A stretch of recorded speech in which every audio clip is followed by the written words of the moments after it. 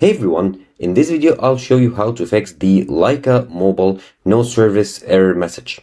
So if you are having network problems and you are on the Lyca Mobile, first of all you need to make sure that your SIM card is correctly installed and set into your phone. You may want to get it out and put it in once again to make sure.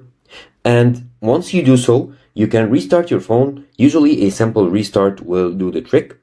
Or you can try to turn on the airplane mode and turn it off again, and then make sure it is turned off here, as you can see, in order to receive or get connected to the network. And one additional solution you can try if all of this doesn't work is to go ahead to your settings and then to the cellular option and make sure that the cellular connection is set up right. You may want to go ahead and check it. Under network selection here, you can find that you are connected successfully to Lyca Mobile. And if all of that doesn't work, you can contact their customer support and they will help you resolve the issue.